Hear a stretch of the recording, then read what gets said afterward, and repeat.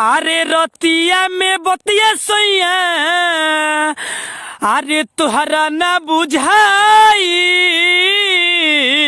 कोइला बरियारी दर्द हमसे न सहाइल। रतिया में बतिया सोइया तुहरा ना बुझाइल, कोइला बरियारी दर्द हमसे न सहाइल। तो नमस्कार दोस्तों, मैं राइटर राजा सिंघनिया और राजा राइटर ऑफिशियल में आपका स्वागत है। दोस्तों आपको पता चल गया है दोस्तों कि किस गाने पर गाना लिखा गया है। दोस्तों ये गाना डुएट है।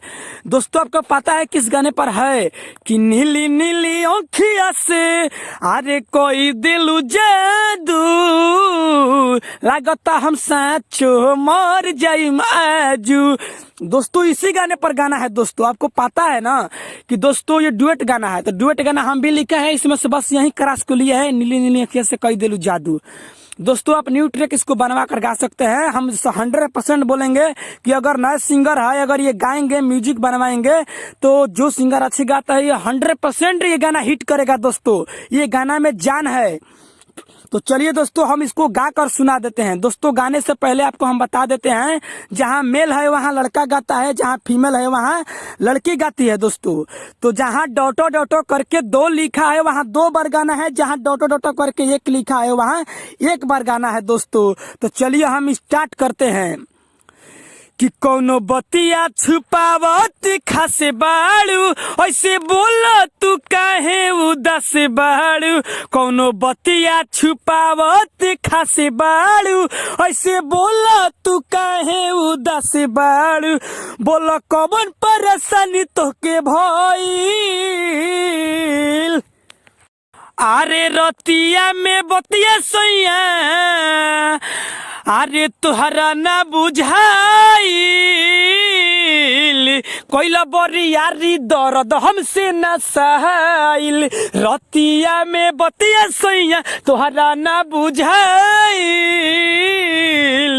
कोइला बरियारी दर्द हमसे न सहाइल।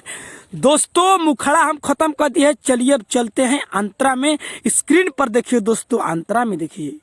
तो चलिए दोस्तों हम मुखड़ा गा दिए हैं। दोस्तों ये जो देख रहे हैं ना ये अंतरा है, हम अंतरा में गा रहे हैं। दोस्तों आपको पता है ना जहाँ फीमेल है वहाँ लड़की गाती है, जहाँ मेल है वहाँ लड़का गाता है। तो इसको पता कर लीजिए कन्फर्म। चलिए हम अंतरा गा रहे हैं। का जाने कौची खा के तू कोइला उठता दर्द कमरिया में, चलो ये रानी तोहरा के ठिकोरी लाइट के ले जाके अंजोरिया में।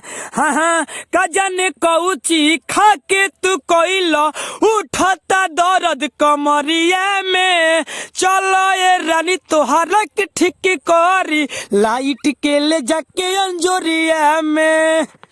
बोला कहाँ से कहाँ ठीक भइल, अरे रतिया में बतिया सैया, अरे तोहरा ना बुझाइल, कोइला बरियारी दर्द हमसे ना सहाइल। रतिया में बतिया सैया तोहरा ना बुझाइल,